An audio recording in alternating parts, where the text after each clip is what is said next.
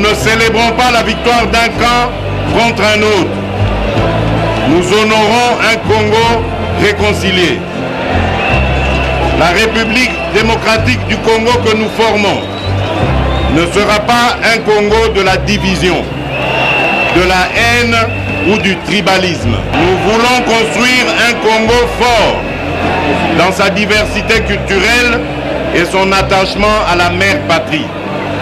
Un Congo tourné vers son développement, dans la paix et la sécurité. Un Congo pour tous, dans lequel chacun mérite sa place.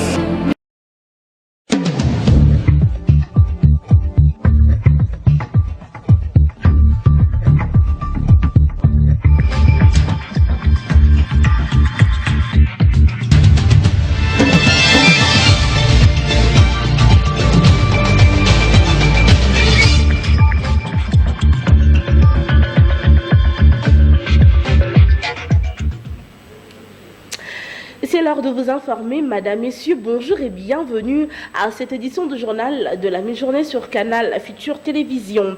12e jour de la campagne électorale à la Chambre haute du Parlement. Les candidats poursuivent la séduction aux électeurs potentiels, activité qui se déroule dans un climat plutôt serein.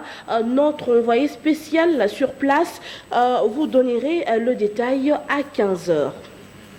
Puisque nous parlons de cette campagne électorale, la course pour la perchoir de la Chambre haute du Parlement, hier, le candidat président ont présenté leur projet de société. Modeste Bati Lukwebo veut consolider un état de droit en République démocratique du Congo. Suivez. Les palais du peuple, siège de la démocratie, a été pris d'assaut ce mercredi par le militant cadre et au cadre du regroupement politique FDCA. Une mobilisation à la hauteur d'une formation politique qui occupe une place de choix. Ils sont venus par milliers accompagner leur autorité morale, Modeste Bati Lukwebo, candidat au perchoir de la Chambre haute du Parlement. La campagne électorale de membres du bureau définitif du Sénat étant lancée, les candidats font des yeux doux aux sénateurs pour solliciter leur voix. À l'hémicycle de la Chambre haute du Parlement, les temps de saluer ses collègues, Modeste Bati était le premier à prendre la parole. À 63 ans d'âge, les candidats de l'AFDCA au Sénat émettent les vœux de contribuer à la consolidation d'un état de droit qui sera au service de tous ses citoyens. Il étale son programme sur cette priorité, notamment la prise en charge réelle des sénateurs et de membres de leur famille grâce à une efficiente affectation de la dotation budgétaire, la diplomatie parlementaire, l'amélioration de la qualité de vie du personnel administratif du Sénat, du pays et surtout les contrôles efficaces et efficients de l'exécutif. Bien accordé à ma communication. C'est un grand honneur pour moi d'avoir cette occasion de m'adresser à de si hautes personnalités du pays que vous êtes, et par ici remercier les membres du bureau provisoire de la Chambre. Modeste Bati Lukwebo est donc déterminé à apporter des réformes. Et pour accomplir cette noble mission du peuple, il sollicite un vote massif des sénateurs. Aucun candidat n'a évoqué dans son projet les sanctions. C'est ce qu'a remarqué le sénateur Dieudonné Fikiri. Il a dit au micro de nos reporters. Les deux discours ont été très pertinents, très pertinents. Et moi je me dis, la seule faiblesse dont je parle, c'est l'absence de la sanction. J'aurais bien voulu que cette notion de sanction soit retenue dans les différents discours. Il y a des recommandations qui peuvent être faites à partir du Sénat.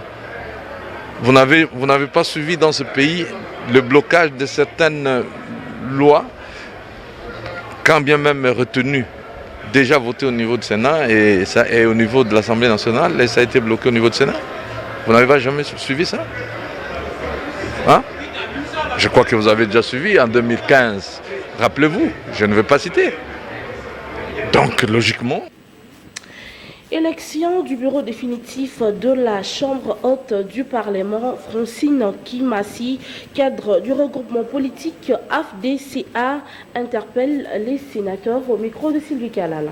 C'est vrai que du point de vue numérique, nous pouvons avoir quelques désavantages. Mais là, nous sommes en politique. Et en politique, il peut y avoir des surprises parce que même au sein du FCC, il y a des mécontentements.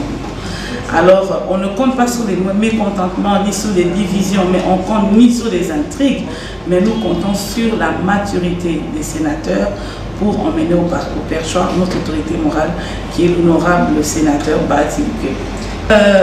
Le ridicule ne tue pas. Aujourd'hui, dans notre pays, on ne peut pas continuer à vivre les dédoublements des regroupements politiques, les dédoublements des partis politiques. On ne peut pas continuer à vivre le désordre. Il est temps qu'on puisse travailler pour le peuple congolais.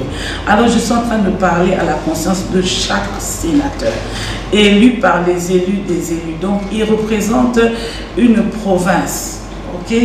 Leurs provinces respectives. Et je ne pense pas qu'après ça, s'ils ne votent pas utile, ils auront encore le courage de regarder en face, non seulement leurs électeurs, mais aussi pour la suite.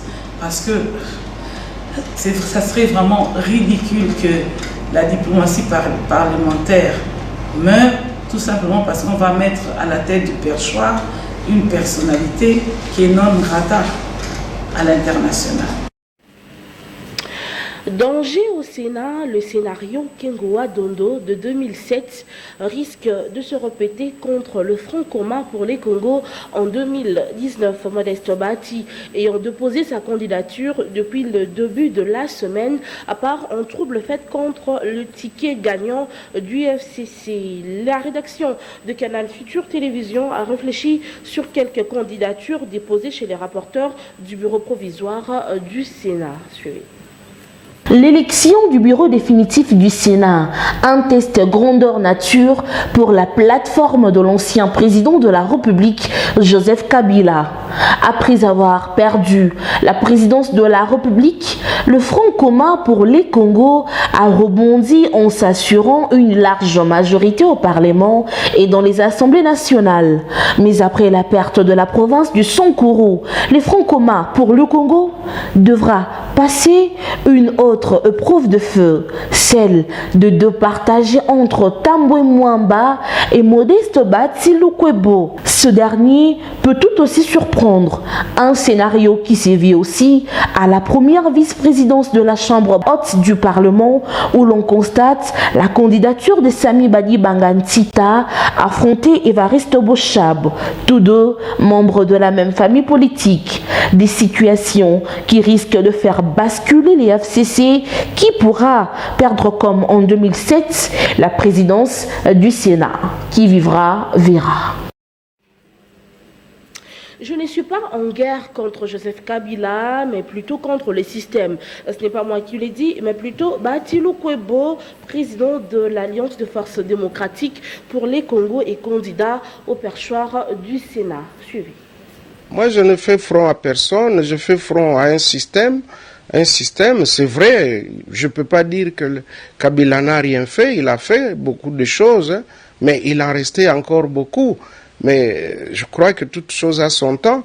Le grand problème ici, c'est le comportement de ses collaborateurs qui, au lieu de travailler, passent tout leur temps dans des laboratoires pour comploter, pour décourager ceux qui travaillent. Nous travaillons et nous venons avec les résultats. Mais en conséquence, ils ne veulent pas accepter que nous puissions tirer avantage de ces résultats. C'est ça. Vous l'avez rencontré, vous avez discuté avec Joseph Kabila? J'ai demandé à le rencontrer à plusieurs reprises. Il a promis. Bon, finalement, on ne s'est pas vu. Jusqu'au dernier jour où il a laissé le message au coordonnateur du FCC pour dire voilà, le candidat, c'est Alexis Tambwe Mwamba comme président du Sénat. Le premier vice-président, c'est Évariste Bochab. Et puis il est parti, il a pris son véhicule, il est allé en congé à Boma, dans le Congo central. Donc désormais, entre Joseph Kabila et Bahati Lukwebo, c'est l'inimitié, c'est la séparation. Non, moi je suis toujours reconnaissant envers celui qui a toujours été mon chef.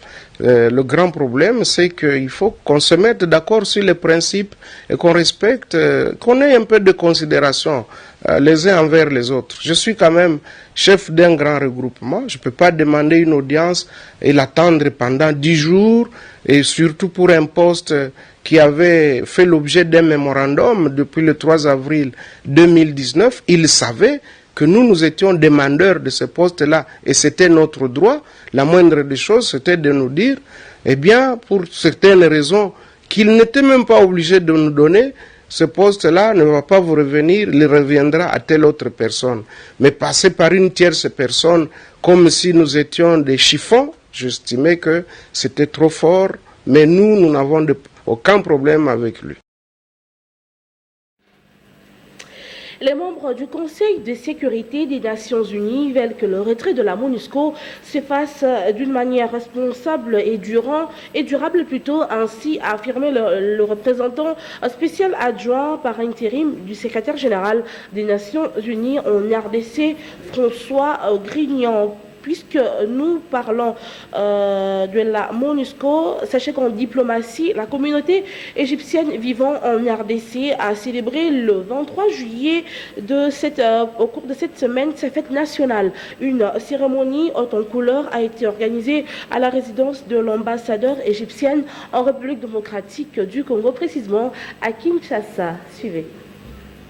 La révolution du 23 juillet 1959 est un événement important dans l'histoire égyptienne, mais également dans celle de tous les pays arabes dont la majorité était occupée par les étrangers. 67 ans après, le digne descendant du pharaon commémore. Nous nous sommes réunis aujourd'hui pour célébrer la commémoration de la 67e anniversaire de la révolution du 23 juillet qui mit fin à l'occupation et réalisé l'indépendance de l'Égypte.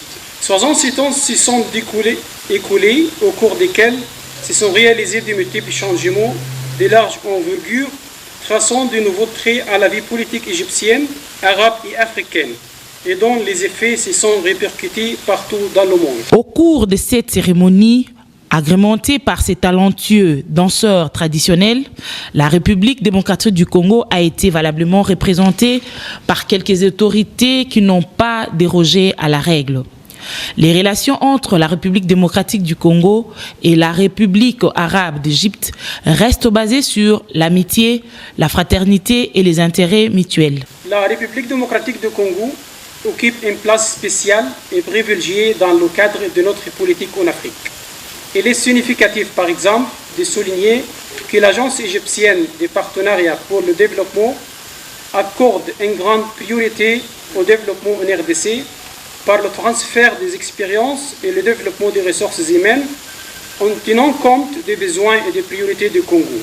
Mesdames et messieurs, l'Égypte, en fonction de sa présidence actuelle de l'Union africaine, réaffirme son engagement à continuer les réformes institutionnelles, financières, le dynamisme et l'efficacité de l'organisation au bénéfice des aspirations des peuples africains. Le tout s'est clôturé par une photo de famille. Parlons santé à présent. La société civile du secteur de la santé exige l'audit de premiers fonds mis à la disposition de la première équipe de coordination de la riposte dirigée par le ministre de la Santé publique démissionnaire, le docteur Oli Ilunga. Un commentaire qui portait la signature de Prince Lamégine.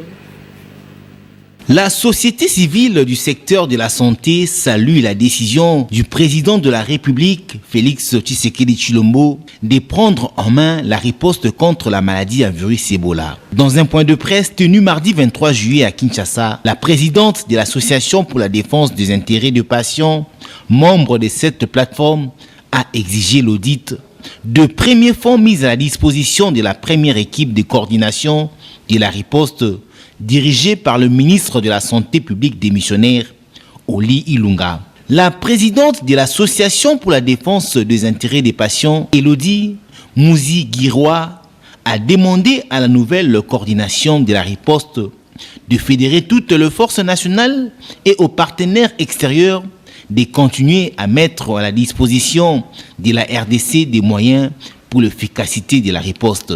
L'Association pour la défense des intérêts patients s'insurge d'abord contre la décision du ministre de la Santé de démissionner. Il n'est pas quand même normal qu'en ces moments critiques de l'histoire sanitaire de notre pays, une telle décision puisse être prise au motif qu'il a évoqué, a affirmé Elodie Mouzigiroa. Mais au regard de la gravité et de l'ampleur de la situation sur terrain, elle a appelé les présidents à diligenter un audit général sur la lutte contre cette épidémie. Sa gestion de la crise doit être auditée et il est de droit que la population soit informée quant aux facteurs qui a fait qu'à ce jour, l'épidémie ne soit pas maîtrisée et que la vie humaine ait été mise en danger, a poursuivi Elodie Mouzigiroa. L'Association pour la défense des intérêts des patients demande au secrétariat mis en place de fédérer toutes les forces locales pour plus d'efficacité de la riposte, mais aussi pour éviter certaines erreurs du passé, d'éviter les frustrations, d'éviter de mettre à l'écart de personnes congolaises sur place. Tout en promettant la collaboration de la société civile sur la sensibilisation, Elodie Mouzigiroa demande aux partenaires de continuer à mobiliser les ressources nécessaires pour endiguer cette épidémie. Retrouvez la même édition du journal sur YouTube, Canal Futur Télévision. Merci de l'avoir suivi. Restez branchés sur votre chaîne.